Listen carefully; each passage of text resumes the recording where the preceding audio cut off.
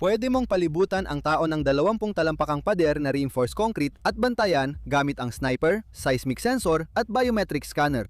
Walang saysay ang lahat kung ang bilanggo ay may $1 bilyong at isang pala.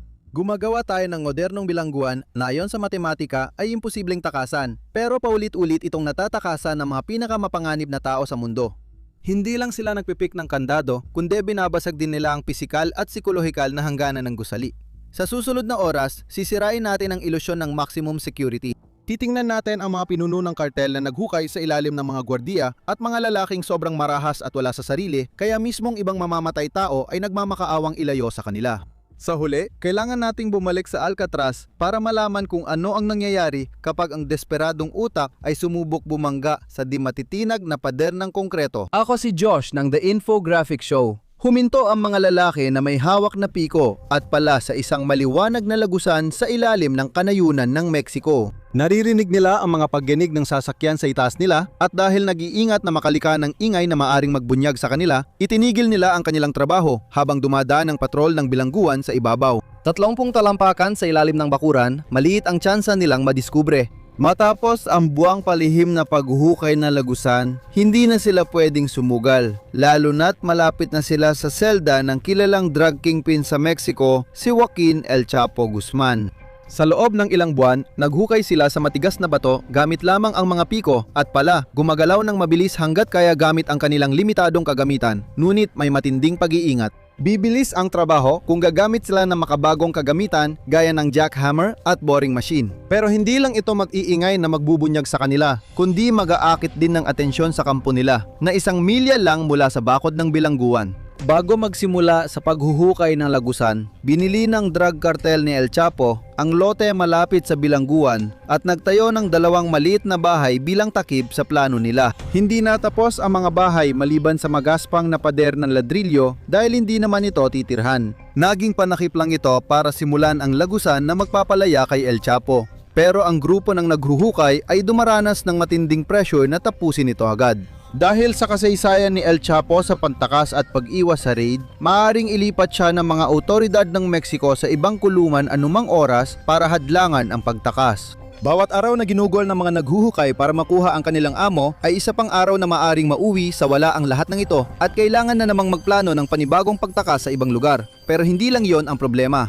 Napapansin na ng mga lokal na opisyal at usisero sa baryo ang mga hindi pa tapos na gusali. Bakit may magsisimula ng konstruksyon sa bakanteng lupa tapos bigla na lang hihinto ng balangkas lang ng bahay ang naitayo? Nauubos ang oras at tumataas pa ang pressure. Naging huwarang bilanggo si El Chapo sa selda niya. Sa kabila ng kanyang mahabang kasaysayan ng pag-uutos ng ilan sa mga pinakamatitinding karahasan na nakita ng Mexico, nanatiling magalang at maging kaaya-aya pa nga ang ugali ni El Chapo sa mga gwardiya ng bilangguan at mga kapwa niya bilanggo. Maingat na minomonitor ang kanyang mga pag-uusap sa telepono, sinusuri ng mga opisyal ng bilangguan ang kanyang mga sulat, ngunit ni isang paiwatig ng nagaganap na plano ay hindi kailanman nabunyag.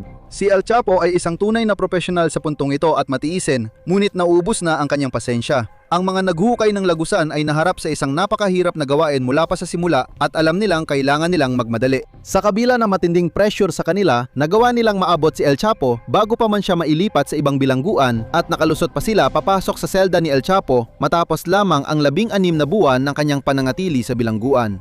Sobrang sopistikado ng lagusan na ginawa nila kaya namangha ang mga opisyal. Sabi nila, dapat abutin ng 18 buwan hanggang 2 taon bago ito matapos. Pinalakas ang mga pader gamit ang kahoy na panel at may generator para magpasok ng sariwang hangin sa ventilasyon na may habang 1 milya para mapanatiling may oksiheno ang lagusan. Naglagay ng riles sa lupa ang mga naghuhukay at ginamit ang motorsiklo para hilahin ang 2 karitong may laman na lupa na paulit-ulit na dinadala sa lagusan. Kapag narating na nila si El Chapo, sasakay siya sa parehong motorsiklo at mabilis na babagtasin ang 1 milya patungo sa kalayaan. Lahat ng lupa ay inilipat nila sa bungad ng lagusan kung saan may ibang tao na nagkakalat nito sa paligid ng bukid sa halip na itambak sa malalaking bunton na makakatawag ng pansin. Gayunpaman, tiyak na mapapansin din kalaunan ang bagong lupa sa malalawak na bakanteng bukid at magtatanong ang mga tao na mahirap sagutin ng pekeng construction crew. Sa kalagitnaan ng gabi noong Hulyo 12, 2015 narinig ang tunog ng bakal na kumikiskis mula sa shower ni El Chapo sa kanyang selda. Maya-maya natanggal ang ceramic na sahig ng shower at isang magiliw na muka ang sumalubong sa nakakulong na drug lord. Tinawag siya sa dilim sa ibaba. Hindi nag-aksaya ng oras, pumasok si El Chapo sa lihim na lagusan. Bumaba ng 30 talampakan sa lagusang kasya lang ang isang tao, pero sapat ang taas para makatayo siya ng tuwid. Madalas siyang kutyain na kanyang mga kaaway dahil sa kanyang pandak na pangangatawan. Kaya tiniyak ng mga naghukay ng lagusan na sapat ang taas nito para hindi na kailangan yumuko ang amo habang naglalakad siya rito. Isang magarang pagtaka sa kulungan kung mayroon mang ganoon. Ilang talampakan mula sa bungad ng lagusan, sumakay si El Chapo sa isang maliit na motorsiklo na nakakabit sa mga bakal na riles. Wala na ang mga karitong puno ng lupa na ilang buwan nang itinutulak roon. Pagkalabas niya ng selda, nagmaneho agad si El Chapo sa maliwanag na lagusan na parang batang nag-e-enjoy sa amusement park ride. Pagkalipas ng 2 minuto, tinapos ni El Chapo ang kasiyahan at umakyat sa hagdang kahoy, palabas ng halos walang lamang bahay na palihim na pinagtatrabahuhan ng kanyang grupo sa loob ng 1.5 taon. Nagpalit ng malinis na damit si El Chapo, pagkatapos ay sumakay siya sa isang truck at mabilis na tumakas sa dilim ng gabi, iniwan ang isang kahangahangang lihim na lagusan na may habang 1 milya at lubos na nabigo ang sistema ng kulungan at pamahalaan ng Mexico. Nahuli ulit si El Chapo ilang buwan matapos tumakas. Dahil nabisto ng mga lokal, ang bago niyang taguan ilang linggo bago pa siya dumating dahil sa mga pabayang armadong tauhan. Bilang tugon sa mga ulat tungkol sa mga armadong lalaki, inilagay ng mga opisyal ng Mexico sa pagmamanman ang bahay at nasabat ang mga komunikasyon na nagsasabing darating si lola o tita para bumisita. Nang makita nilang mahalaga ang target, naghintay ang mga opisyal ng tamang oras para umatake. Matapos ang 1 buwan, sinalakay ng Mexican Special Forces ang bahay. Napatay ang ilang bodyguard, ngunit nakatakas si El Chapo at isa sa kanyang mataas na tauhan sa isang lihim na lagusan. Lumitaw sila 1 milya mula sa bahay at nadnakaw ng sasakyan gamit ang baril. Agad namang inireport ng driver sa pulisya. Matapos ang alerto sa ninakaw na sasakyan, natagpuan ng mga pulis federal ang kotse at inaresto ang 2 tumatakas. Si El Chapo ay hindi susuko nang hindi sinusubukang bilhin ang kalayaan niya. Alam ni El Chapo na madaling suhulan ang mga opisyal noon, kaya sinubukan niyang suhulan ng mga pulis sa alok na pera, mga bahay at magandang trabaho kapalit ng pagpapalaya sa kanya. Hindi alam ng desperadong si El Chapo na ang kaharap niya ay mga bagong klase ng pulis sa Mexico, mga pulis na hindi madaling masuhulan gaya ng mga nauna sa kanila. Tinanggihan siya ng 4 na pulis. Dahil dito, nagbago si El Chapo. Mula sa pag-aalok, tinakot niya ang mga pulis at sinabing mamamatay sila. Ipinadala ng 4 na pulis ang larawan ni El Chapo sa mga nakatataas. Pero binalaan sila na may tip tungkol sa paparating na 40 armadong mamamatay tao na magpapalaya kay El Chapo. Dahil abala ang mga kakampi sa compound, inutusan ang mga pulis pumunta sa motel sa labas ng bayan, nagtago sa bakanteng kwarto at naghanda sa posibleng barilan. Habang tumatawa si El Chapo at inuulit ang mga banta niya, dumating ang konvoy ng sasakyan na nagliwanag sa kalsada papuntang liblib na motel. Naghanda ang mga pulis na may M16 at pistola para sa kanilang huling laban. Tinukso sila ni El Chapo, sinabing malapit na silang harapin ang kamatayan at pagkatapos nila, ang kanilang mga pamilya naman. Pero nanatili ang mga pulis sa kanilang pwesto, handang mamatay para sa tungkulin kung kinakailangan. Pagpasok ng mga sasakyan sa paradahan, natigilan si El Chapo at di na natuloy ang panunukso. Paghupa ng liwanag ng headlight, nakita ng mga pulis ang mga truck ng militar na may mga Meksikanong marino na mabilis pumuesto sa paligid ng motel para magtanggol. Makalipas ang ilang minuto, si El Chapo na mukhang talunan ay kinalagkad sa SUV at dinala agad sa paliparan. Hindi na nakatakas si El Chapo mula sa kulungan sa Mexico at nawala ang pag-asa niyang makatakas ulit nang aprubahan ng Mexico ang extradition request ng Estados Unidos. Si El Chapo, ligtas nang nasa kustodya ng US, ay nahaharap sa habang buhay na pagkakakulong. Kahit isa siya sa pinakamapanganib sa kasaysayan ng Mexico, matatandaan ang drug kingpin na umiiyak at nagmamakaawa sa US justice officials para sa awa na hindi naman ibinigay. Kung napanood mo na ang pelikulang Bronson noong 2008 tungkol sa di umanay pinaka-notorious na bilanggo ng Britain, huwag mag-alala. Hindi masyadong ipinakita ng pelikulang iyon ang tungkol sa tao, kaya marami ka pang malalaman na yon. Baka akala mo nagkataon lang nakapangalan niya ang isang dating matigas na aktor sa Hollywood, pero hindi yon ang tunay niyang pangalan nung ipinanganak siya. Nakuha niya ang pangalan noong mga araw niya sa boxing ang walang guwantes niya. Ang tunay niyang pangalan ay Michael Gordon Peterson na hindi naman nakakatakot pakinggan. Maraming kontrobersya kung dapat ba siyang nakakulong ng matagal o kung kulungan ang sanhi ng kakaiba niyang ugali. Pinag-uusapan namin ito at iba pa sa episode ng The Infographic Show tungkol sa pinaka-notorious na preso sa Britain, si Charles Bronson, na ipinanganak bilang Michael. Ang kanyang karawan ay Disyembre 6, 1952. Ginugol niya ang kanyang unang mga taon sa Wales at pagkatapos ay lumipat sa Luton na hindi naman kalayuan sa kabisera, ang London. Mukhang hindi siya nagmula sa magulong pamilya dahil ang kanyang ama ay nagpatakbo ng isang konserbatibong club sa loob ng ilang panahon at ang kanyang tiyuhin at tiyahin ay naging alkalde at alkaldesa. Ang kanyang tiyahin ay minsan nagsabi ng ganito tungkol sa kanya.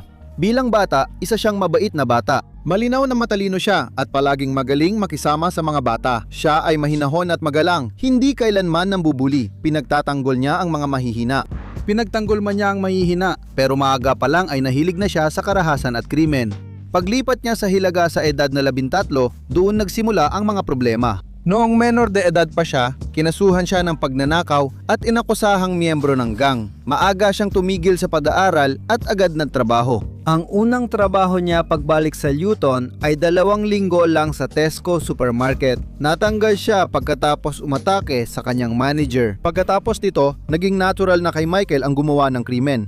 Nasangkot siya sa kasong paninira ng ari-arian pero multa at probation lang ang ipinataw sa kanya. Marami siyang trabahong may kaugnayan sa paggawa o pabrika at ayon sa kwento, gusto lang niyang maglibang sa gabi, uminom ng sandamakmak na beer at makipagsuntukan sa mga taga roon.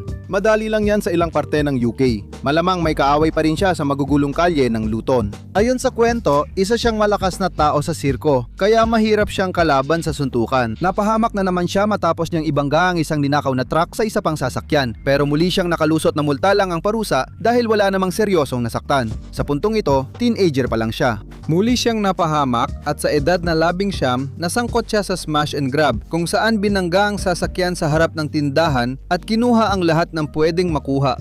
Muli, multa at suspended sentence lang ang parusa sa kanya. Sa 20, baka yun na ang pagkakataon niyang tumino ng makilala at mapakasalan ang isang babae. Pero mukhang nagustuhan ng babae ang kanyang matapang na personalidad, ang kanyang mga pinasadyang terno at ang paraan ng kanyang pagsasalita na may Cockney accent. Nagkaroon sila ng anak at pinangalanan itong Michael Jonathan Peterson. Ayon sa British press, pribado ang anak at hindi pa nagsalita sa publiko ukol sa notorious niyang ama, kaya wala kaming masasabing marami tungkol sa kanya. Ngayon, 22 na si Michael at inaresto siya sa armadong pagnanakaw, naging mahigpit ang hukom sa pagkakataong ito. 7 taon ang sentensya niya, pero halatang ayaw niya sa kulungan. Unang beses niya sa kulungan sa Liverpool, inatake niya ang 2 bilanggo at ayon sa ulat, hindi siya inudyukan. Dahil dito, napunta siya sa selda mag-isa, isang bagay na madalas niyang mararanasan pa. Pagkatapos, inilipat siya sa hall at nagkaproblema muli sa mga gwardiya at bilanggo. Binigyan siya ng pampakalma para pakalmahin siya, na ayon sa ulat ay nadulot sa kanya ng matinding pagkakasakit. Mas matagal din siyang nanatili sa isolation at sinasabing isa siyang napakahirap na bilanggo. Isang beses na nakalabas siya ng selda mag-isa, inatake niya ang bilanggo gamit ang basong pitsel at nahatulan ng illegal na pananakit. Muli na naman siyang inilipat na yon sa mahigpit na Armley Jail sa Leeds, isang talagang nakapanlulumong lugar. Kaya nandun siya ngayon, nagsisilbi ng sentensya sa isang lugar na parang isang kastilyong medieval. Kahit noong 2018, sinasabing ito pa rin ang lugar na may pinakamataas na antas ng pagpapakamatay. At ayon sa balita ngayon, sinasabing nananatili pa ring delikadong lugar ito para sa mga preso at mga staff. Noong dekada 70, siguradong hindi ito parang bakasyon. Pero mukhang hindi siya kinaya ng Armley, kaya paulit-ulit siyang inililipat sa iba't ibang bilangguan, minsan ay nakakadena pa sa sahig ng mga van na sinasakyan niya. Kapag hindi siya nakakulong mag-isa, umaatake siya sa mga preso at gwardiya, kaya raw madalas siyang bugbugin ng mga gwardiya pagkatapos. Baka nakita mo na yan sa pelikula na kailangang sabay siyang suguring ng mga gwardiya. Minsang nakakulong siyang mag-isa at nagpapagaling matapos bugbugin. Nakipagdiborsiyo siya sa asawa niya.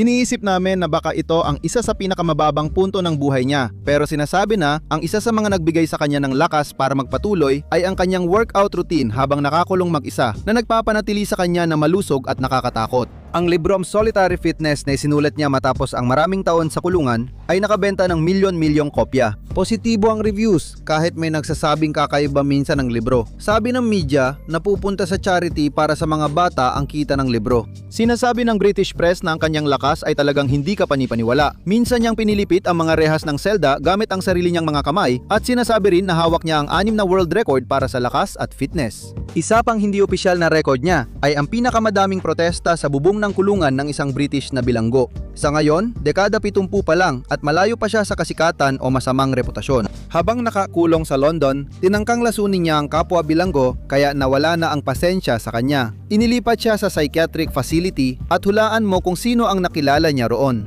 Dalawa sa pinakamabangis na gangster sa Britain ang kambal na Cray. Tinawag niya silang dalawang pinakamahusay na lalaking nakilala niya. Pero di nagtagal ang pagkakaibigan dahil ibinalik siya sa kulungan. Sinundan ito ng mas marami pang pagkakakulong ng mag-isa, mga tangkang pagtakas, mga pag-atake sa mga bilanggo na nag-iwan ng habang buhay ng mga pilat, mas marami pang pag-atake at nang suyang-suya na ang mga autoridad, isinailalim siya sa sapilitang detensiyong psikiatriko sa ilalim ng Mental Health Act.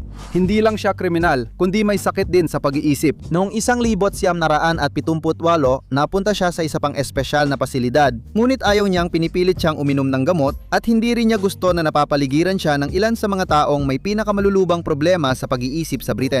Mga lalaking hindi na kailanman makakalabas ng pasilidad dahil sa mga ginawa nila sa ibang tao na hindi na natin pag-uusapan. Oo, ayaw niya sa ilan sa mga lalaking ito. At minsan sinabi na 5 segundo na lang ay mapapatay na niya ang isang pasyente o bilanggo na pumatay ng inosenteng bata. Sa sarili niyang mga salita habang inilalarawan ang mga tao sa paligid niya sa pasilidad, nakita ko silang tumatakbo papunta sa mga pader, ginagamit ang kanilang ulo bilang pambangga. Nakita ko silang nawawalan ng malay dahil dito. May isang nakakulong na kinakagat at kinakain ang sarili niyang braso, binti at paa at sinubukan ding patayin ang isa pang bilanggo. Noong 1982 habang nasa Broadmoor pa, pinangunahan niya ang 3 araw na protesta sa bubong na nagdulot ng $300,000 na pinsala. Ngayon, makikita mo kung bakit siya tinawag na bilanggong mahirap pakisamahan. Marami pang mangyayari at hindi pa siya noon nagsisimula. Pinanggunahan niya ang 2 pang protesta sa bubong at nagsagawa ng hunger strike. Nakahanap siya ng kapanatagan sa pagsusulat ng tula, pagguhit at paggawa ng cartoon strip at nanalo ng parangal sa kanyang mga likha.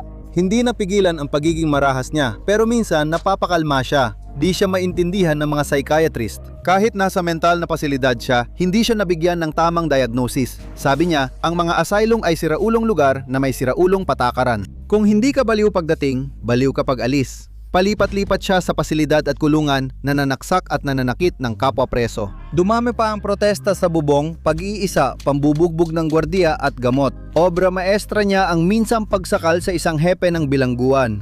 Hindi siya pinayagang lumabas sa isolation hanggang matapos niya ang sentensya. Pagkalaya niya noong 1987, agad din siyang bumalik sa krimen. Bagamat nakakatawa ang kanyang unang kasalanan, bumili siya ng laruan na baril na may tubig at binago ito ng kaunti. Pagkatapos ay pinilit niya ang isang lalaki gamit ang laruan na baril na ihatid siya sa Luton, ang paborito niyang lugar. Doon, lumaban siya gamit lang kamao at tinawag na Charles Bronson. Pinalitan niya rin legal ang pangalan niya. Simula na ba ito ng buhay niya sa labas? Hindi.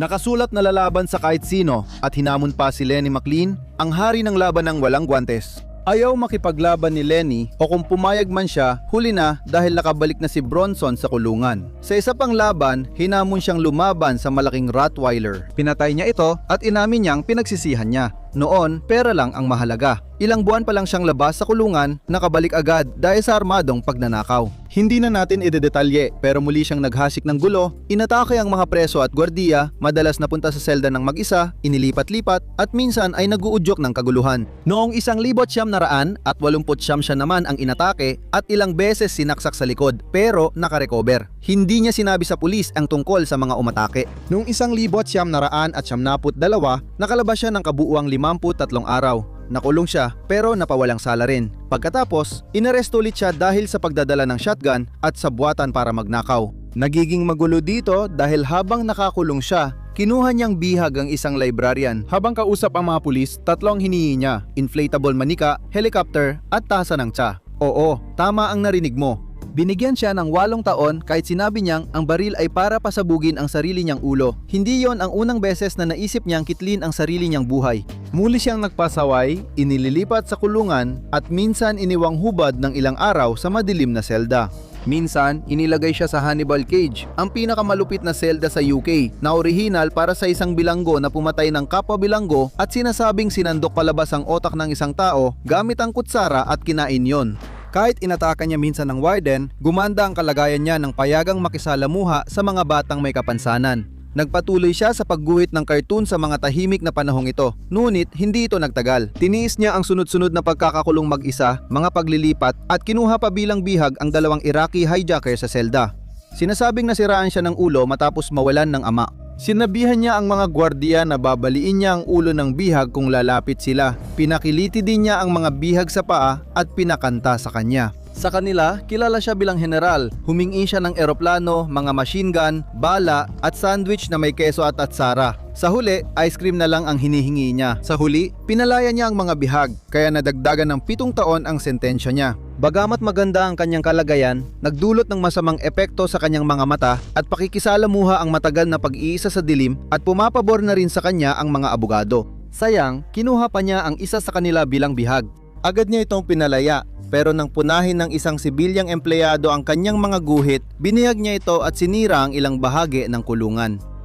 Pagkatapos ng milenyo, nagpakasal siya, nagpalit ng relihiyon sa Islam, nagpalit ng pangalan, kumuha ulit ng bihag, sumulat ng libro, gumawa ng maraming guhit at nagpalit ng pangalan bilang Charles Arthur Charlie Salvador bilang paggalang sa paboritong artista. Naging kilalang kilala siya nang lumabas ang pelikula, dati ay kakaunti lang ang nakakakilala sa kanya. Libo-libong tao sa buong mundo ang sumuporta sa kanya. Sinasabing sobra na ang tagal ng kulong niya kahit pasaway siya, pero hindi niya rin mapigilan ang paggawa ng kalokohan. Noong 2014, inatake niya ang isa pang pinuno ng bilangguan. Sa parehong taon, inilagay sa auction ang kanyang mga likang sining at ang 200 niyang mga obra na kadalasang madilim ang tema ay naibenta ng humigit kumulang 30,000 pounds. Ibinigay ni Bronson ang karamihan sa Brain Tumor Charity at Kids Hospice sa Luton. Ayon sa kanya, patay na ang dati niyang sarili at muling isinilang bilang artistang si Salvador. Patuloy siyang lumikha ng mga obra, nag-donate sa iba't ibang charity gaya ng Oxford's Homeless. Noong 2017, pinakasalan niya ang isang aktres at umaasa ang aktres na makalabas siya sa lalong madaling panahon.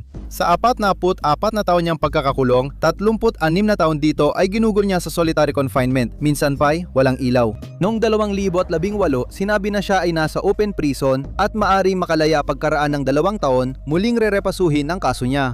Pero maaring hindi mangyari yon dahil may habambuhay siyang sentensya sa pagkidnap sa isang guro noong 1900 at 79 na hinostage niya ng 2 araw. Ayon sa British media, pinahiran daw niya ng mantikilya ang katawan sa edad 65 at hinamon ang mga gwardiya sa laban. Iiwan namin kayo sa isa sa mga sinabi niya noon. Mabait ako, pero minsan nawawala ako sa bisyo at nagiging masama. Hindi ibig sabihin masama na ako, nalilito lang ako. Agosto 11, 1934 at kasama ng 136 na bilanggo. Papunta ka sa lugar na makikilala bilang pinakamahigpit na kulungan sa Amerika. Tinawag kayo ng otoridad na hindi na mababago dahil kahit galing na kayo sa kulungan, patuloy pa rin kayong gumagawa ng gulo. Tinawag kayong marahas at hindi mahulaan, kaya dinadala sa kulungan na parang impyerno. Naupo kayo sa espesyal na bago ng tren na sadyang idinisenyo, nakaposas at binabantayan ng 60 ahente ng FBI, US Marshals at iba pang seguridad. Mabigat ang atmosfera at lahat kayo na mukhang batikang kriminal ay nagmamasid sa isa't isa ng may pagdududa. Nakakatakot ang bawat tunog ng tren. Sa isip mo, inuulit, pupunta ka sa impyerno. Hindi ka nagkakamali. Ganito ang unang biyahe ng mga bilanggo papuntang isla ng Alcatraz. Walang isa man sa mga lalaking yon ang naging bilanggo numero 1 dahil may natitirang bilanggo ng hukbong sandatahan sa Alcatraz. Dati itong bilangguan ng militar bago naging piitang impyerno na mahirap takasan. Kunyari, isa ka ulit sa mga bilanggo rito. Dumating ka sa tren sa Tiburon ng Siam, 4 ng umaga. May barge na naghihintay sa tubig para maghatid sa iyo sa isla sa San Francisco Bay. Ang bago ng tren na inuupuan mo ay isa sa mga tren na may pinakamahigpit na seguridad. Sa kasaysayan ng Riles, isipin mong nakatakas ang ilan sa pinakamabagsik na bilanggo ng USA, parang Wild West na pelikula. Pero walang nakatakas na yon. Marami sa mga lalaking nakapaligid sa iyo ay mga nakatulang mamamatay tao at ang iba naman ay kilalang mga magnanakaw ng bangko. Pwede kang gumawa ng libro mula sa pinagsama-samang record ng krimen ninyo. Tinawag na manggugulo ang mga lalaking ito at napansin ng autoridad na desperado na sila. Marami sa kanila ay may plano ng tumakas sa ibang kulungan at kilalang handang pumatay para sa kalayaan. Kaya mga bihasang gwardiya ang magbabantay sa inyo. Kapag sinabi naming bihasa, hindi ito tungkol sa rehabilitasyon. Pinili sila dahil sa tapang, hindi sa kakayahang baguhin ang ugali ng mga preso. Tinawag ng mga lalaking bakal ang hepe ng kulungan at ang kanyang katulong. Pagdating mo sa barko papuntang isla, nakakaposas ka sa isa pang lalaki at pareho kayo nakatanikala. Inuutusan kayong maglakad ng 10 talampakan at tumawid sa gangplang papuntang barko habang napapalibutan ng mga pulis at gwardiya ng kulungan. Naganap ito ng lihim dahil inilihim ng mga otoridad ng operasyon. Isang litratista lang ang nakaalam sa paglipat. Sa pantalan ng Alcatraz, ikaw at ang lalaking nakaposa sa'yo ay nilalakad sa gitna ng mga gwardiya. Dalawa-dalawa kayong pumapasok sa gate papunta sa bakuran at gusali ng mga selda.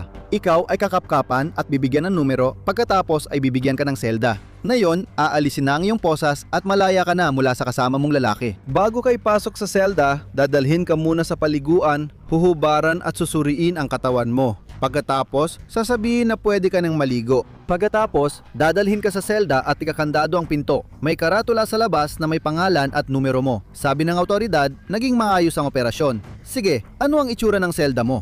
Itatalaga ka sa Block B, maaring lumipat ka sa C, at malalaman mong bihira gamitin ang Block A para sa mga lalaki. Ang D-block ay bahaging pang-isolasyon kung saan pwede ikulong ang bilanggo ng 24 na oras. Tinatawag ding confinement chambers ang mga selda rito. Maari kang palabasin ng 1 oras sa bakuran 1 beses sa linggo kung gusto ka ng gwardiya, pero maliban dito, puro pag-iisa ang mararanasan mo roon. Ang selda mo sa Block B ay 5 talampakan, ang lapad at 9 ang haba. Sa madaling salita, sobrang sikip nito. May bakal na kama sa loob na doon ka matutulog.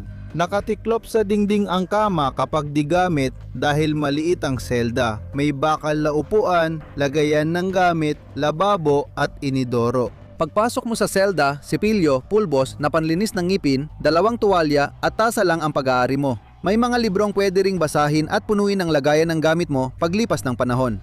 Pwede kang dalawin pag mabait ka, pero 1 beses lang bawat buwan at bawal magkadikit. May ospital din sa kulungan kung magkasakit ka. Sa susunod na taon, may mga kilalang papasok sa kulungan tulad ni George Machine Gun Kelly. Ang iba ay nahatulan sa mga krimeng kinawag ng media na pinakamalupit. Ang Alcatraz ay kilala bilang dulo ng linya o pinakahuling paraan. Dito nakakulong ang mga mabagsik na magnanakaw at walang awang mamamatay tao. At lalo na ang sinumang nagtangkang tumakas mula sa ibang kulungan o bilanggo na nanakit o pumatay ng gwardiya sa kulungan na kanyang kinaroroonan. Ang pinakakilalang kriminal na nabilanggo sa isla ay ang mafia boss na si Al Capone. Dumating siya hindi nagtagal matapos mong dumating, kaya heto ka ngayon sa iyong selda. Makakakuha ka ng maliit na aklat ng mga alituntunin para sa mga bilanggo ng USP Alcatraz na nagsasabing yun lang ang nakalaan sa iyo sa ngayon. Ang damit na suot mo, ang matitirhan mo at ilang gamit sa banyo. Lahat ng iba pa na maaari mong matanggap ay isang pribilehiyo. At para makakuha ng mas marami pang bagay, kailangan mong magpakita ng mabuting asal at magandang pag-uugali sa trabaho. Maaring mabawasan pa ang iyong sentensya, pero kung magpapakita ka ng masamang asal, kabaligtaran ang mangyayari. Maaring mawala ang iyong mga pribilehiyo, madagdagan ang iyong sentensya o ipadala ka sa mga selda ng isolation. Wala namang bago dito na hindi mo pa nababasa noon. Sa malalaking letra, sinasabi ng booklet na bawal ang pakikipagpalitan, pagsusugal, pagbebenta, pagbibigay o pagpapautang. Seryoso sila dito. 5 araw ka magtatrabaho kada linggo, 8 oras bawat araw. Ang natitirang oras ay para sa libangan at pananatili sa selda. Pwede kang manood ng pelikula 2 beses sa 1 buwan at kung maganda ang asal mo, makakalabas ka ng bakuran para mag-handball. Pero sa unang 30 araw, mananatili ka muna sa selda sa tinatawag na quarantine period. Hindi naman masyadong masama, pero mas mahigpit ang mga gwardiya. Totoo, gigising ka ng alas 7 ng umaga at bibilangin ka. Kailangan mong manatiling tahimik o mapaparusahan ka. Pinakamabigat sa iyo ang patakarang ito at seryoso ang mga gwardiya dito. Maaring solo mo ang selda, pero nakakamatay ang katahimikan. Pwede kang makipag-usap sa inidoro, pero malaking problema ang aabutin mo. Pwede rin kayong mag-usap habang kumakain kasama ang mga preso. Hindi rin masama ang pagkain. Sa totoo lang, humanga ka pa sa pagkain. Isang araw, sa almusal may oatmeal, gatas, longganisa, pritong patatas, tinapay at kape. Sa hapunan, may sopas na may beans, inihaw na baka at gulay. Sa hapunan mo, may pork and beans, salad, kape at tinapay. Sa ibang araw, halos pareho ang almusal, pero ang hapunan ay breaded bacalao, potato chowder, repolyo, tinapay at saa. Sa hapunan, may gulay na sopas, spaghetti at meatballs, fruit pudding, tinapay at spiced apples. Anong nangyayari? Mas maganda pa ang pagkain mo ngayon kaysa nung nasa labas ka at kaysa sa maraming mahihirap na Amerikano. Sa mga susunod na taon, magiging alamat ang masarap na pagkain sa Alcatraz at mapapahangad nito ang sinumang preso ngayon na sana'y may balik siya sa panahong yon habang ngumunguya sa nag-iisa niyang hiwa ng inaamag na tinapay at kahina-hinalang malabnaw na putaheng may misteryosong karne at litid. Naniniwala ang mga warden ng Alcatraz na ang masarap at masustansyang pagkain ay nagpapabuti ng asal at nakakabawas ng karahasan. Tatlong maayos na pagkain araw-araw ang dapat magpanatili sa bilanggo sa mabuting pisikal at mental na kalusugan. Kung ano ang kinakain mo, yun ka rin. Naniniwala ang warden na ang sabaw-sabaw ay hindi maganda sa asal. Medyo progresibo ang Alcatraz dito. May pinukpok na steak ng bakaka na may gravy at mashed potato, siguradong walang reklamo dyan. Nakakainis ang katahimikan, pero dahil sumusunod ka sa patakaran, nabibigyan ka ng oras sa bakuran at may librong pwedeng basahin. Masikip sa selda, pero di mo kailangan makasama ang lalaking may matinding kasaysayan ng karahasan. Ano kayang pwedeng magkamali? Sobrang higpit ng routine, nakakabigat. Ang huling pagsasara ng selda ay alas 4:50 ng hapon at patay ang ilaw pagsapit ng alas 9:30 ng gabi. Hanggang kinabukasan, bawal kang gumawa ng ingay. Si Edward Whiskey, bilanggo 47, ay hindi kinaya ang Alcatraz at siya ang unang nagpakamatay doon. May susunod pa. May pambubuli, kaya isang lalaki ang malubhang sinakta ng sarili at gusto nang lumipat dahil araw-araw niya itong nararanasan. Para sa'yo, basta hindi ka binabuli, ayos na ang buhay. Sundin mo lang ang mahigpit na routine. Nakakapunta ka sa library at dahil maayos ang pagkain at ehersisyo mo, posible kang marehabilitate. Bilang karaniwang preso, kaya mong makabasa ng halos 100 libro kada taon. Habang tumatagal, maaari kang gumamit ng instrumentong pangmusika at makinig sa radyo. Pero paano kung di mo sundin ang mga patakaran? Diyan nagiging impyerno ang Alcatraz, nagiging Hellcatraz, lalo na dahil madaling labagin ang mga patakaran. Ang batas ng pananahimik ay mahigpit na ipinatutupad at kailangan mo ring magmukhang presentable sa lahat ng oras. Dapat malinis na malinis ang iyong selda at kahit umulan o umaraw, kailangan mong magtrabaho ng mabuti.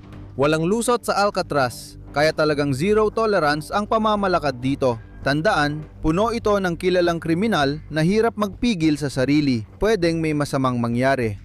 Kung isang araw, di mo na matiis ang mahigpit na patakaran at nagsalita ka sa gabi at hindi nilinis ang selda, ipapadala ka sa isolation at uulitin mo lang yon. Sinaktan mo ang tao at sumagot sa gwardya. Kaya mapupunta ka sa D-Block, isa sa mga selda 9 hanggang 14 na tinatawag na The Hole. Bago ka itapon doon, huhubaran at bubugbugin ka.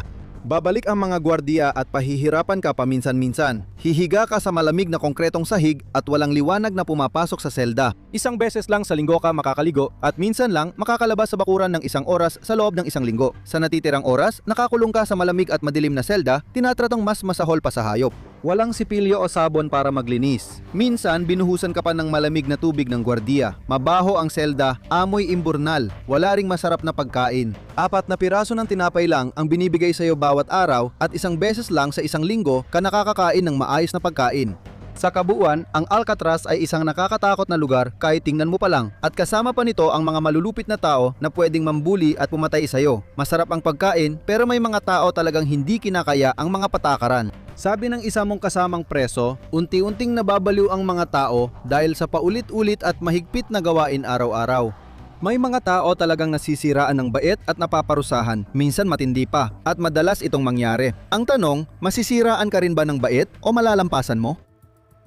Isang 20 taong gulang na lalaking naniniwalang biktima siya ng sistema ng hustisya sa Estados Unidos ang nais makalaya. Sa psychiatric ward kung saan siya inilagay, naghihintay lang siya ng tamang pagkakataon hanggang makita niya ang tsansa niyang mabuksan ang isang kabinet ng gamot. Wala siyang problema sa pagbubukas ng mga kandado. Marami pa siyang mabubuksang kandado sa mga susunod na taon. Sa kabinet na yon, may bote ng malakas na psychotropic na substansya na LSD. Kinuha niya ang isang bote niyon at muli, kapag tama na ang oras, palihim siyang pumasok sa staff room at ibinuhos ang buong laman ng bote sa isang kumukulong palayok ng kape. Lahat ng staff na papasok o palabas ay tatama nito. Isang tama na masasabi mong napakalakas. Sa sarili niyang mga salita, sinabi ng lalaki na ang plano niya ay kapag sapat na ang pagkataranta ng mga tao, bubuksan niya ang mga kandado at aalis na siya. May ilang aide at staff sa ward na aksidenteng nakainom ng halos 100 tableta ng acid. Marahil hindi kayong tipo ng tao na maraming alam tungkol sa mga bagay tulad ng LSD, pero hayaan mong sabihin namin sa'yo, ang 100 na tableta na paghahatian ng iilang tao ay siguradong magdudulot ng matinding guni-guni sa kanila. Hindi talaga nangyari, ayon sa plano ng taong yon ang mga pangyayari, malayo doon. Hindi nagtagal matapos mainom ang mga kape, isang aide ang napunta sa basement at pinapanood lang ang umiikot na dryer ng mga damit. Malalaki na at maitim na kumikislap na bilog ang mga balintataw niya habang nakatitig sa umiikot na drum, tuluyang nawala sa sarili. Mortal na kaaway niya ang makina. Sinigawan, sinuntok at sinipa ng aide ang dryer. Samantala sa ward, may mga taong nawawala sa sarili dahil sa epekto. Mukhang hindi alam ng isang babaeng psychiatrist kung nasaan o sino siya. Nakita siyang parang baliw na sumasayaw sa ward at mapanukso niyang sinasabi sa mga nagulat na bilago kung gaano kainit ang pakiramdam niya. Parang pantasmagorya ng takot at tawa ang eksena. Pero kahit sa gitna ng kabaliwan, hindi nakatakas ang nagplano at nagsakatuparan ng trip na iyon para sa lahat. Tinawag agad ang security at dinala ang staff sa isang lugar para pakalmahin. Isang dryer ang nasira at sa tingin ng isang lalaki, natalo ito. Maligayang pagdating sa buhay ni Mark DeFrist, ang Houdini ng Florida, isang henyo at bihasang escape artist na hirap lang makahanap ng direksyon sa buhay. Isang buhay na mukhang komedya sa labas, pero sa totoo, puno ng trahedya ang buong buhay niya sa mundong ito. Ipinanganak si Mark noong 1900 at 60 at lumaki kasama ang kanyang ama at madrasta. Ang ama niya ay naglingkod sa OSS noong ikalawang digmaang pandaigdig na naging CIA kalaunan. Malapit ang mag-ama at ibinahagi ng ama ang kaalaman sa anak. Malaki ang naitulong nito kay Mark sa marami niyang pagtaka sa kulungan. Ngunit kakaiba siya. Sabi ng ilan, isa siyang savant. Marami ang nagsasabing high-functioning autistic si Mark at hanggang ngayon ay ganun pa rin siya. Hindi niya ganong naintindihan ng mundo at bihira siyang makisalamuha sa ibang bata. Dinugol niya ang karamihan ng kanyang oras mag-isa at kinamuhian niya ang paaralan. Inilipat siya sa disiplinaryong paaralan para sa mga lalaki para mapigil ang pagiging pasaway. Pero tumakas siya na palagi niyang ginagawa sa buhay niya. Hilig lang talaga niya ang magbaklas at buuin muli ng mga bagay. Sa likod ng bahay, may paggawaan na tinawag ni Mark na Frankenstein's Lab. Doon siya nag-eksperimento gamit ang mga chemical at 2 beses na niya napasabog ang sarili niya, nire-rewire niya ang mga appliances, binabaklas ang mga orasan, lahat ng ito ay ginagawa niya na parang isang bihasang eksperto. Nagkagulo ang buhay niya noong siya ay 19 na taong gulang. Namatay ang kanyang ama at dahil alam niya kung ano ang pinakamahalaga kay Mark, iniwan niya rito ang lahat ng kanyang mga gamit sa paggawa. Nagsimula ang trahedya ng kunin ni Mark ang mga gamit kahit hindi pa napapatunayan at opisyal ang habilin dahil hindi niya alam ang proseso ng huling habilin. Tinawagan ng malamig at matigas na madrasta ni Mark ang pulis kahit hindi siya kailanman nagmalasakit sa kanya. Hinabol ng mga pulis si Mark isang gabi at nang makita niya ang mga kumikislap na ilaw, tumakbo siya palayo. Ang binatang ito na hindi talaga maunawaan kung paano gumagana ang lipunan ay tumakbo palayo. Wala siyang ideya kung bakit siya hinahabol ng mga pulis. Wala siyang alam sa pag-asikaso ng mga testamento. Inaresto siya at kinasuhan ng pagnanakaw at pagkakaroon ng armas kaya siya nakulong. Hindi ito patas para sa binata na inisip na nakuha lang niya ang nararapat sa kanya. Isang araw, pagkatapos ng klase sa pag-aaral ng Biblia, siya at ang iba pang mga bilanggo ay binabalik na sa kanilang mga selda nang biglang may ilang lalaki na tumakbo papunta sa bakod na may razor wire. Wala ni isa sa kanila ang nakatawid pero alam ni Mark kung paano aktyatin ang ganitong bakod dahil itinuro ito sa kanya ng kanyang ama noon kung paano ito gawin. Pagkatapos, nag-hotwire si Mark ng kotse, nagmaneho palayo at tumuloy sa isang motel para magpalipas ng gabi. Ito ang kanyang problema. Alam niya ang technical na bahagi ng pagtakas pero kulang siya sa diskarte, karanasan at sosyal na talino para matakasan ng matagal ang mga otoridad. Nadagdagan pa siya ng 6 na kaso. Bumalik siya sa kulungan kung saan pinagtulungan siya ng 14 na preso na nagtataka sa kanya dahil kakaiba siya, hindi makibagay at hindi natatakot sumagot sa kanila. Binugbog at inabuso ng sexual si Mark ng 14 na siga. Pagkatapos, naghiwa siya ng pulso at inuntog ang ulo sa pinto ng selda. Sumigaw siya buong araw at kalaunan dinala sa psychiatric ward kung saan nilagyan niya ng isang buong bote ng LSD ang takur ng kape.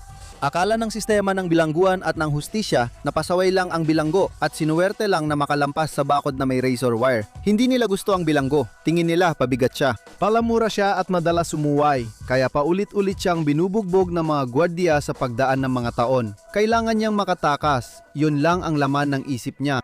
Kailangan mong maintindihan, iba ang takbo ng isip niya. Kinuha lang niya ang gamit ng tatay niya na ibinigay naman sa kanya. Para kay Mark, hindi krimen ang pagtakas, kundi tama lang na gawin. Sa totoo lang, nagiging makatuwiran lang siya. Ang mga gamit ay katumbas ng isip, ang pagkakakulong ay mali, ang pagtakas ay tama. Isang araw, tinanong siya kung gusto niyang sumali sa bagong gawain sa woodwork at arts and crafts. Gusto niya agad. Mahusay siya sa paggawa ng mga bagay, pero nang makita ni Mark ang nakarolyong tanso, naisip niyang baka ayaw talaga nila akong manatili rito. Iyon ay dahil ang nakita niya sa workshop ay lahat ng mga kinakailangang piraso at bahagi para makagawa ng improbisadong baril o tinatawag na zip gun. Gamit ang tanso, ginawa niya ang baril na tubo at ikinabit yon sa isang sariling gawa na hawakan ng baril. Nang handa na ang baril, ang sunod niyang ginawa ay nagnakaw ng ice pick at dinala yon pabalik sa kanyang selda. Binunot niya ang ngipin gamit ang spike at dumugo ang bibig. Tinawag niya ang nurse at binala agad sa psych ward ng ospital ng bilangguan kahit nakaposas at may kadena sa paa. Agad na nalaman ng dentista na ito ay isang gawa ng pananakit sa sarili at yon ang inilagay niya sa kanyang ulat. Pagkatapos makita ang dentista, tinanong ni Mark kung maaari siyang umihi. Sa banyo, binuksan niya muli ang kanyang mga posas at inilabas ang kanyang sariling gawa na baril. Itinutok niya ang kanyang zip gun sa mga gwardiya at sumigaw, "May gumalaw lang, pasasabugin ko ang utak ninyo." May ilang preso sa ward na yon, marahil hindi maayos ang pag-iisip na nagsimulang magtalunan at magsigawan. Binaril ni Mark ang isang mesa para patunayan sa kanila na gumagana talaga ang kanyang baril. Pagkatapos noon, tumakas na naman siya, lumabas ng pinto at tumakbo sa kalapit na gubat. Pero muli, hindi pa rin niya alam kung paano manatiling malaya. Nagnakaw siya ng isa pang kotse, ngunit agad din siyang nahuli. Siya ay laman ng lokal na balita. Naiinis na kay Mark ang kulungan matapos bigyan ng mga pagkakataon. Gusto na nilang magdusa siya at nagdusa nga siya roon. Habang tinitingnan ng mga otoridad kung sapat ang pag-iisip ng bata para sa paglilitis, nakakulong siya buong araw. Ayon sa 4 na psychiatrist, hindi siya handa dahil may sakit siya sa pag-iisip at hindi niya alam ang tama o mali. Oo, naintindihan niya ang korte at hindi siya baliw. Malinaw na may talento siya, pero di pa rin alam ang dahilan ng pagharap niya dito. Hindi siya dapat litisin. Isang lalaki ang nagsabing hindi yun totoo at tinawag si Mark na nagpapanggap lang na may sakit sa pag-iisip. Pero pagkalipas ng ilang dekada, nagbago rin ang isip ng lalaking iyon. Hindi yun nakatulong kay Mark na 20 taong gulang na ibinalik sa kulungan. Doon, gumawa siya ulit ng baril, mas pinahusay na bersyon ng kanyang huling improvised na baril kahit na para dito, gumamit siya ng walang laman na lalagyan ng toothpaste. Nasa panahon ng paggawa ng baril ako noon. Maaalala ni Mark na kaya niyang gumawa ng baril mula sa kahit ano. Tinakot niya ang mga gwardiya at pinaputok sa pader para siguraduhin gumagana ito. Gumagana ito at maraming preso ang nakakita na di talaga pinaputok ni Mark ang baril sa tabi ng mga gwardiya. Pero sapat na yon. Binugbog ng mga gwardiya si Mark hanggang halos mamatay at pilit siyang nilagay sa madilim na selda, hubad at bugbog. Matapos ang 11 araw, tinanggap niya ang plea deal kahit di niya alam ito. Sa pagpapaputok sa pader, nahatulan siya ng tangkang pagpatay. Kalaunan, ipinadala siya sa Florida State Prison, isang kulungan na sinasabing hindi mapamahalaan noon. Isang kulungan kung saan karaniwan ang karahasan at pagpatay. Walang preso sa US ang gustong mapunta ron dahil doon kinukulong ang pinakamasasama at yon ang pinakamasamang kulungan sa lahat. Minsan ay pasaway pa rin si Mark. Hindi pa rin niya maintindihan ang sistema at patakaran sa kulungan kaya madalas siyang bugbugin ng mga gwardiya at preso dahilan para gumawa siya ng sariling sandata. Nang matagpuan ng mga iyon, ibinalik siya sa selda ng parusa. Madalas, ang kanyang pagkakakulong sa isolation ay naging buhay ng lubos na pag-iisa. Ang utos ng mga autoridad ng kulungan ay walang damit para sa bilanggo, walang kutson o sapin. Ipinagbabawal ang makipag-usap kanino man, kabilang na ang mga pinagkakatiwalaang preso. Hindi siya binigyan ng palikuran gamit tulad ng tissue, toothpaste at sabon. Minsan, pinapatay pa ang tubig kaya di niya ma-flush ang inidoro. Kailangan niyang kumain gamit kamay sa gitna ng dilim. Inihalin tulad ang dinanas niyang pagpapahirap at panghahamak sa Guantanamo Bay kung saan kailangan niyang mamuhay sa katahimikan at dilim, hubad at parang hayop na nakakulong. At kung hindi yun malupit at kakaibang parusa, ano pa? Ang parusa sa kanya ay parang mula sa gitnang panahon at masasabi ring isang uri ng makabagong pagpapahirap. Isinama siya ng kulungan sa isang pinagsamang listahan ng mga mahigpit na binabantayan kaya kahit hindi siya nasa lubos na kadiliman, hindi pa rin siya pinapayagang lumabas ng kanyang selda. Sa sarili niyang mga salita, sinabi niya, maaari kang umabot ng 2, 3, 4, 5, 6, 7 taon nang hindi mo man lang nakikita ang bakuran. 10 taon siyang humiling na makita ang araw ngunit laging tinatanggihan. Pinag-aaralan na lang niya ang mga susi ng mga gwardya na nakikita niya. Pagkatapos suriin, inaalala niya ang hiwa ng mga susi at gumawa ng sariling set mula sa papel. Sabi niya, gumawa ako ng susi para sa bawat kandado sa Amerika. Nagamit kaya niya ang mga ito? 13 beses nagtangkang tumakas si Mark at 7 beses siyang nagtagumpay. Minsan, nabali ang parehong paa niya nang umakyat siya ng bakod.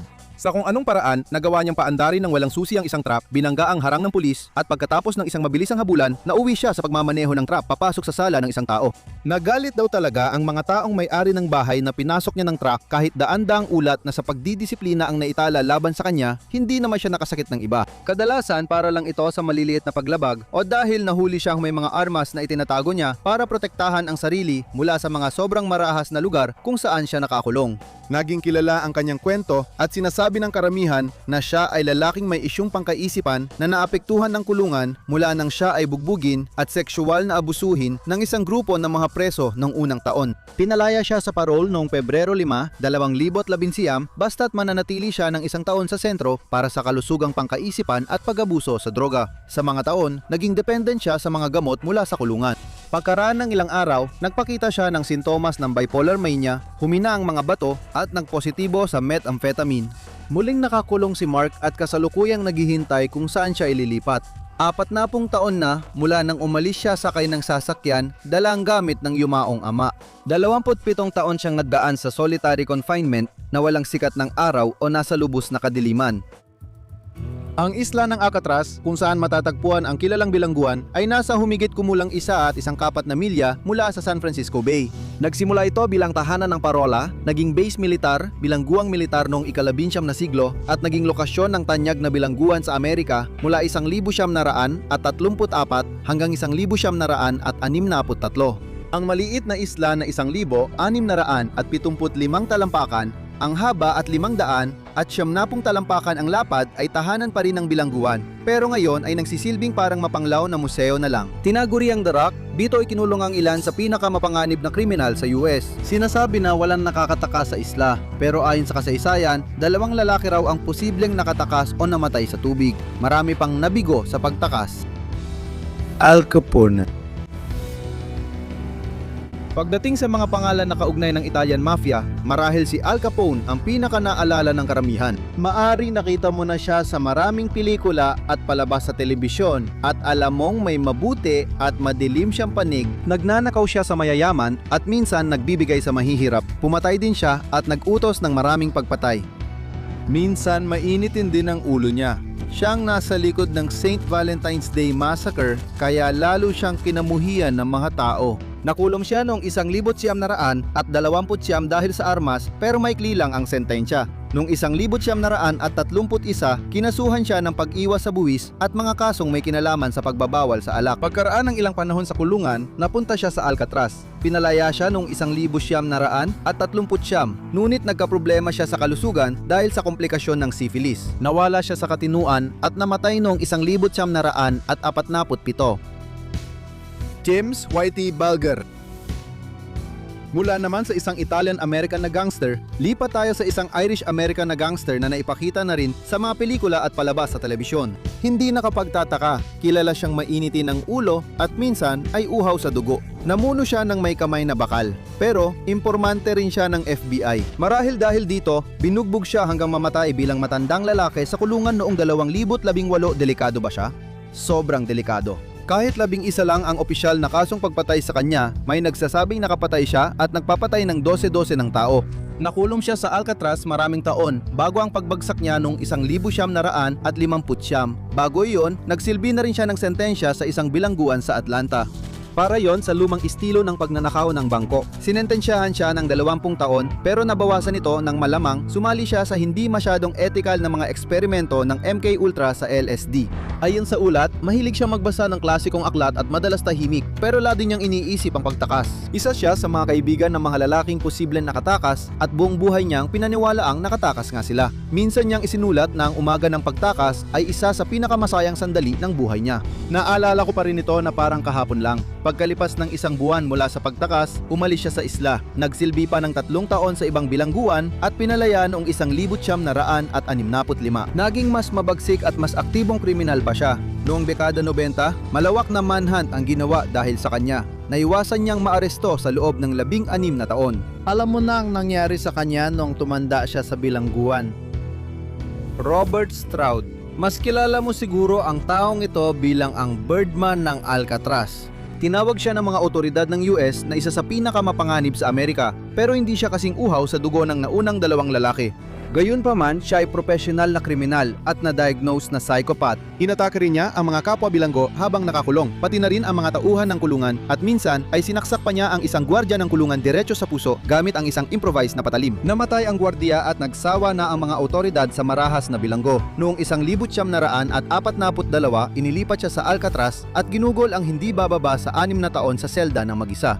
Namatay siya sa medical center habang nagsisilbi ng sentensya. Tinawag siyang Birdman dahil nag-alaga siya ng mga ibon sa kulungan. Sa tingin mo, dapat ba siyang isama sa listahang ito? Oo, syempre, dahil lang sa dami ng mga tao nasaktan niya habang nasa kulungan. Machine Gun Kelly. Hindi ito ang orihinal na pangalan na ibinigay ng kanyang mga magulang sa kanya. George Kelly ang ipinangalan sa kanya at paglaki niya, naging isa siyang kinatatakutan sa Amerika. Malamang mahulaan mo sa palayaw niya na eksperto siya sa machine gun at tinawag pa ng FBI na dalubhasa rito. Paborito niyang sandata ang Thompson submachine gun, gaya ng nakikita sa lumang gangster na pelikula, yung may malaking bilog na cartridge.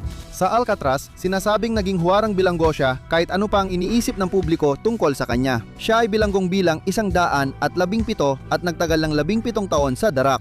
Inilipat siya mula Alcatraz noong 1951 ngunit namatay sa atake sa puso noong 1954 habang nakakulong.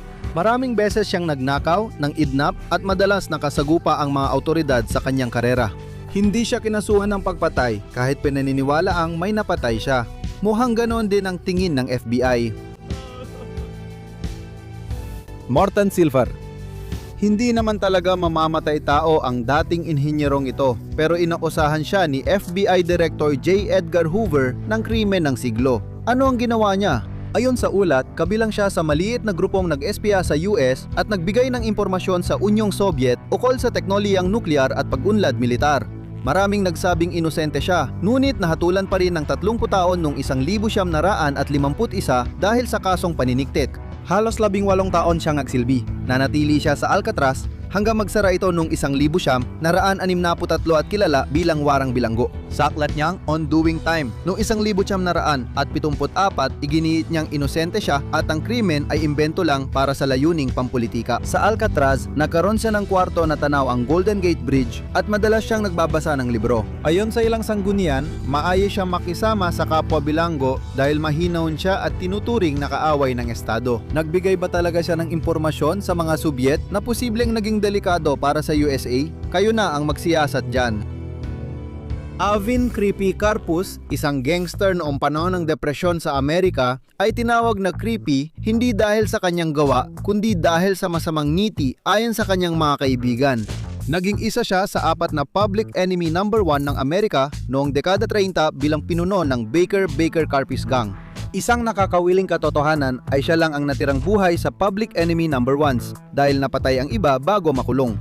Mahuhulaan mo ba kung sino ang 3 pa? Sila ay sina John Dillinger, Pretty Boy Floyd at Babyface Nelson. Si Karpis din ang pinakamatagal na nakulong sa Alcatraz na nagsilbi ng kabuuang 26 na taon. Marami siyang krimen gaya ng pagnanakaw, kidnapping, pagnanakaw sa bahay at pagpatay. Sinasabi rin na siya ay matalino. Tinuruan niya maggitara si Charles Manson habang nakakulong sila sa ibang bilangguan. Sabi niya, maganda ang boses at personalidad ni Manson, tahimik at maamo kahit bilanggo. Hindi siya nagsasalita na masakit o nasasangkot sa kahit anong pagtatalo. Sumulat siya ng libro matapos makalaya at sinasabing maaaring nagpakamatay siya habang sumusulat ng panibagong libro sa Espanya. May iba namang nagsasabing mas malamang na aksidenteng na overdose siya. Henry Yang. Isa na namang kaso ito ng isang lalaki na mapanganib, hindi lang dahil sa ginawa niya sa labas, kundi pati na rin sa mga ginawa niya habang nagbubuno ng sentensya. Si Ginoong Yong ay nahatulang magnanakaw ng bangko na kumuha rin ng mga bihag at hindi laging mabait sa kanila. Nakulong siya sa iba't ibang bilangguan at napunta siya sa Alcatraz noong dekada 30. Noong 1939 nagtangkang tumakas sila Yang at 4 pa, ngunit 2 ang sumuko, 2 ang tumakbo, 1 ang binaril at napatay at sumuko rin si Yang. Habang nasa Alcatraz, malupit ang trato sa kanya at matagal siyang lag-isa sa selda. Pagkatapos ng solitaryo, pinatay niya ang isang kasamang nagtangkang tumakas. Ayon sa depensa niya, isa sa mga dahilan ng pagpatay ay ang malupit na pagtrato sa kanya. Inilarawan niya kung ano ang pakiramdam sa solitaryo. Sabi niya, wala kang sapatos, wala kang kama, wala kang kutson, wala kundi ang 4 na mamasa-masang pader at 2 kumot. Itim ang pintura ng mga pader. Isang beses sa isang araw, 3 piraso ng tinapay lang ang natatanggap ko. Hindi, mali yon. Minsan, 4 na piraso ang natatanggap ko. Sinabi rin niya na wala kang paraan para makapaligo. Sa wakas, pinalaya siya mula sa bilangguan noong 1,972, ngunit tumakas habang nakaparol at hindi na nakita. John at Clarence Englin.